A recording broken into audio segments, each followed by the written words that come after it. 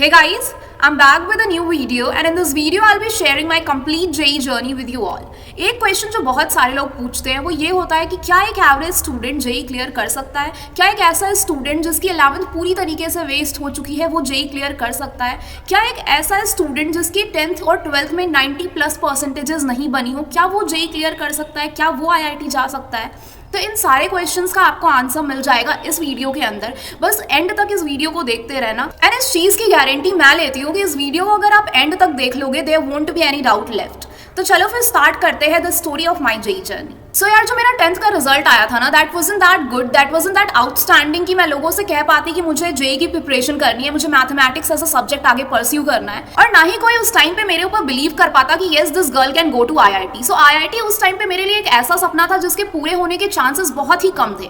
But then also I decided to prepare for IIT क्योंकि मेरी हमेशा से आदत रही है to pick the hardest task for myself. तो मैंने डिसाइड किया कि मैं मैथमेटिक्स को एज अ सब्जेक्ट लूंगी, मैं IIT की प्रिपरेशन करूंगी। एंड क्योंकि यार फैमिली की जो फाइनेंशियल कंडीशन थी वो उस टाइम पे इतनी अच्छी नहीं थी कि वो मुझे कोटा भेज पाना एफर्ड कर पाते या सिटी के ही किसी बड़े कोचिंग इंस्टीट्यूट में मेरा एनरोलमेंट करा पाना एफर्ड कर पाते। सो मैंने डिसाइड किया कि मैं सेल्फ स्टडी करूंगी, प्रॉपर स्कूलिंग करूंगी, प्लस साथ में यूट्यूब से पढ़ाई करूंगी IIT जेई के लिए।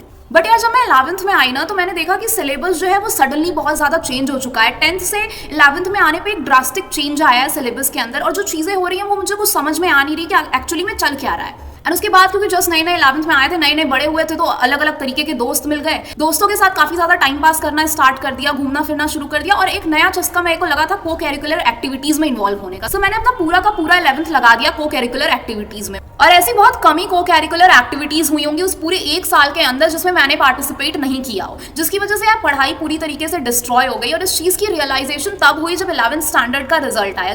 जब 11th का रिजल्ट आया और मैंने अपना रिजल्ट देखा, it was 63% and I was shocked कि आखिर मैंने इस पूरे एक साल में किया क्या यार। मुझे तो IIT जाना था, मुझे तो जेई की प्रिपरेशन करनी थी, और मैंने पूरा का पूरा 11th अपना बर्बाद कर दिया। उसके बाद जो क्वेश्चन आया मेरे दिमाग में, क्या मैं अभी भी IIT कर पाऊंगी, क्या मुझसे हो पाएगा, या मुझे किसी प्राइवेट इंस्टीट्यूट में जाकर के एडमिशन लेना पड़ेगा। एंड एज आई सेड कि फाइनेंशियल कंडीशन इतनी अच्छी नहीं थी कि पापा किसी प्राइवेट इंस्टीट्यूट में इनरोलमेंट करा पाना एफोर्ड कर पाते। उस टाइम पे यार मेरे पास सिर्फ एक ही रास्ता बचा हुआ था कि या तो मैं पूरे 12th एकदम ढंग से पढ़ाई कर लूँ जिससे एटलीस्ट मुझे मेरे स्टेट के किसी गवर्नमेंट कॉलेज में एडमिशन मिल जाए, या तो फिर मैं किसी कॉलेज में BSc में एडमिशन ले लूँ। एंड फिर मैंने डिसाइड किया कि अब चाहे कुछ भी हो जाए, पूरे एक साल मैं एकदम ढंग से कंसिस्टेंसी के साथ पढ़ाई करूंगी, और जो जो गलतियां मैंने 11th में करी हैं वो गलतियां मैं 12th के अंदर बिल्कुल भी नहीं करूंगी। बट यार फिर एक ऐसा अनएक्सपेक्टेड मोमेंट आया, एक ऐसा इमोशनल मोमेंट आया हमारी फैमिली के लिए कि मेरी ग्रैंड मदर की अनएक्सपेक्टेड डेथ हो गई, जिसकी वजह से एक इमोशनल ब्रेकडाउन हो गया एंड पढ़ाई में एक लंबा ब्रेक हो गया। एंड क्योंकि I was very close to my grandmother, इसलिए इस चीज़ से ओवरकम कर पाना मेरे लिए बहुत ज़्यादा डिफिकल्ट हो गया था। बट जैसे ही मैंने इस चीज़ से ओवरकम करने की कोशिश करी, या मेरे ग्रैंडफादर की जो हेल्थ कंडीशन थी वो बहुत ज़्यादा सीवियर हो गई, उन्हें प्रॉपर बेड रेस्ट सजेस्ट कर दिया डॉक्टर ने, एंड हम लोगों को पूरा टाइम उनका ध्यान देना पड़ता था, रात रात भर जगना पड़ता था उनके साथ में, जिसकी वजह से पढ़ाई अगेन पूरी तरीके से स्टॉप हो गई। एंड अभी ग्रैंड मदर की डेथ हुई थी कि उसके जस्ट कुछ महीनों बाद 4 महीने लगातार दादू की हेल्थ कंडीशन बहुत ही खराब रही, एंड उसके बाद दादू की भी डेथ हो गई, जिसकी वजह से पढ़ाई एक बार फिर से रुक गई। एंड क्योंकि उस टाइम पे कोविड का भी सिनारियो था, जिसकी वजह से पापा का काम पूरी तरीके से बंद हो चुका था, तो एक फाइनेंशियल क्राइसिस तो थी ही फैमिली में, प्लस ग्रैंड पेरेंट्स की डेथ हो गई थी, जिसकी वजह से एक इमोशनल ब्रेकडाउन भी था पूरी फैमिली में, यानी कि पूरी तरीके से प्रॉब्लमेटिक ही था सिचुएशन, कुछ भी अच्छा नहीं चल रहा था। एंड यार उस टाइम पे मैंने डिसाइड किया कि being the Elder child of this family, मैं अपनी रिस्पॉन्सिबिलिटीज को निभाऊंगी, मैं अच्छे से पढ़ाई करूंगी और इस फैमिली की फाइनेंशियल कंडीशन को सुधारूंगी। मैं अपनी फाइनेंशियल कंडीशन का रोना नहीं रोने वाली। एंड उस टाइम पे मैंने डिसाइड किया कि मुझे किसी कोचिंग इंस्टीट्यूट की जरूरत नहीं है, मुझे कोटा जाने की जरूरत नहीं है, मैं खुद से पढ़ाई कर सकती हूँ और मैं जेई क्लियर करके ही रहूंगी। एंड यार ये जो चीज़ें हुई फैमिली के अंदर, उसकी वजह से काफ़ी टाइम जा चुका था, बहुत ही कम टाइम बचा हुआ था जेई के पेपर में, एंड मेरे पास सिर्फ 8 महीने थे IIT जाने के लिए। एंड क्योंकि यार देखो मैं अपनी पूरी फैमिली की फर्स्ट IIT हूँ, तो मेरे आगे पीछे कोई गाइडेंस देने वाला भी नहीं था मुझे, कोई ऐसा नहीं था कि कोई दूर के भैया, कोई दूर की दीदी हैं जो कि पहले से IIT में है, या कोई अगल बगल आस पड़ोस में कोई ऐसा है जो कि IIT में पहले से पढ़ रहा हो जो कि गाइड कर सके। तो जो भी करना था मुझे खुद से ही करना था। एंड क्योंकि मैंने डिसाइड किया था कि मैं यूट्यूब से पढ़ाई करूंगी, तो एक और प्रॉब्लम ये थी मेरे लिए कि मुझे पता नहीं था कि आखिर कौन से चैनल पर मुझे जाना चाहिए, कौन से चैनल से मुझे पढ़ाई करनी चाहिए। तो मैंने यूट्यूब पे ऑलमोस्ट सारे चैनल्स को चेक किया, एंड फिर जब मुझे लगा कि मुझे इस पर्टिकुलर सब्जेक्ट के लिए ये पर्टिकुलर चैनल पकड़ना चाहिए, तो मैंने उस चैनल से उस पर्टिकुलर सब्जेक्ट को पढ़ा। जैसे अगर मैं केमिस्ट्री में बात करूँ तो ऑर्गेनिक केमिस्ट्री के लिए मैंने पारस ठाकुर सर की जो अनअकैडमी पे वीडियोस अवेलेबल हैं उससे पढ़ाई करी थी। इनऑर्गेनिक केमिस्ट्री के लिए मैंने अमित महाजन सर को प्रेफर किया था, प्लस उसके साथ मैंने अश्विनी त्यागी सर के जो अनअकैडमी जेई पे वीडियोस अवेलेबल हैं उससे पढ़ाई करी थी। फिजिक्स के लिए मैंने जेई वाला चैनल को प्रेफर किया था, प्लस एड्यूनिटी और फिजिक्स गैलेक्सी से मैंने रिविजन्स प्लस पीवाईक्यू कंप्लीट किए थे। इसके अलावा मैथमेटिक्स की बात करें तो मैथमेटिक्स मैंने एमएसएम सर, सचिन झाकर सर और निशांत वोरा सर से पढ़ा था। एंड ये तो रही यूट्यूब चैनल्स की बात जिससे कि मैंने पढ़ाई की थी। इसके अलावा बुक रिसोर्सेज की मैं बात करूँ तो बुक्स में मैंने मैथमेटिक्स के लिए ब्लैक बुक लगाई थी। फिजिक्स के लिए मैंने एज सच कोई बहुत ज़्यादा बुक्स नहीं प्रेफर किया था, मैंने सिर्फ HCV लगाई थी, प्लस सारे पीवाईक्यूज लगाए थे एडवांस प्लस जेई मेन्स के।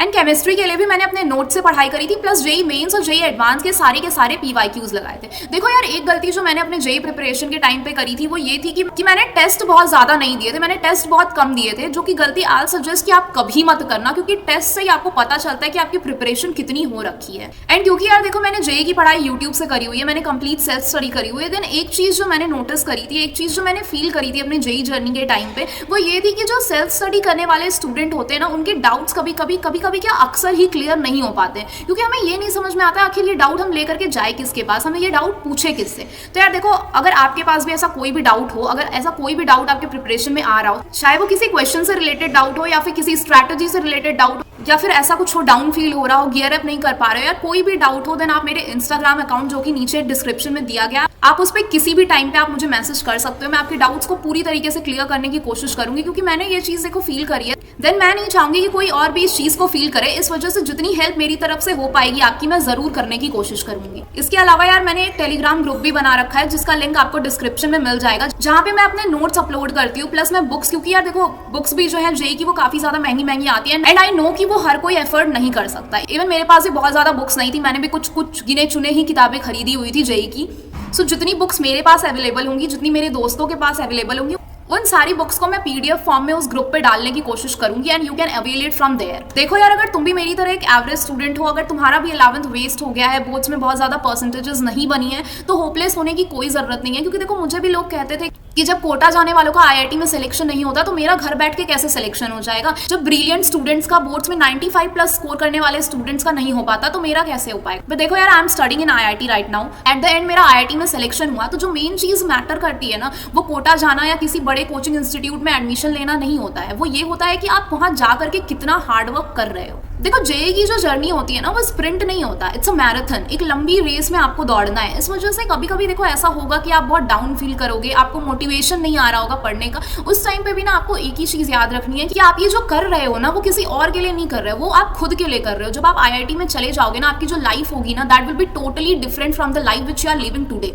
सो आप उस चीज को मोटिवेशन मान के पढ़ाई करो। हाँ, कभी कभी अप्स एंड डाउन जरूर देखने को मिलेंगे, उससे ज्यादा टेंशन लेने की जरूरत नहीं है। बस कंसिस्टेंसी को मेंटेन रखो, रोज पढ़ाई करो, भले कभी थोड़ा ज्यादा करो, कभी थोड़ा कम करो, लेकिन पढ़ाई जो है वो डेली बेसिस पे आपको करनी ही करनी है। चाहे होली हो, दिवाली हो, आपकी पहली प्रायोरिटी आपकी स्टडीज ही होनी चाहिए। बाकी देखो यार, पढ़ाई जो है ना, वो आप खुद के लिए कर रहे हो, किसी और के लिए नहीं कर रहे हो, अपने पेरेंट्स को, रिश्तेदारों को दिखाने के लिए नहीं कर रहे हो, आप खुद IIT जाने के लिए कर रहे हो, खुद के सिलेक्शन के लिए कर रहे हो। इस वजह से कभी भी खुद को एक्सक्यूजेस मत देना, खुद को बहाने मत देना कि मेरी फाइनेंशियल कंडीशन अच्छी नहीं है तो इस वजह से मैं पढ़ नहीं सकता, मैं कोटा नहीं गया तो मेरा सिलेक्शन नहीं हो सकता, जो कोटा में जाकर के पढ़ाई कर रहे हैं उनका सिलेक्शन पहले होगा कि मेरा सिलेक्शन पहले होगा। यार एक चीज़ याद रखो, वो ये है कि आप अगर पढ़ाई करोगे, आप अगर हार्डवर्क करोगे तो आपका सिलेक्शन होगा ही होगा। अगर आपकी फाइनेंशियल कंडीशन अच्छी नहीं है तो आप उसको एज अ फ्यूल यूज़ करो, ना कि एज अ एक्सक्यूज यूज़ करो। आप उसको अपना फ्यूल बनाओ यार, आप अपनी फैमिली की फाइनेंशियल कंडीशन को चेंज करने के लिए पढ़ाई करो। बाकी एट द एंड मैं आपको यही कहूँगी कि अच्छे से पढ़ाई करते रहो, अपनी कंसिस्टेंसी को मेंटेन करो, चाहे कुछ भी कंडीशन आ जाए। एक चीज़ हमेशा याद रखना कि आपकी पहली प्रायोरिटी क्या है और आप किस लिए ये कर रहे हो,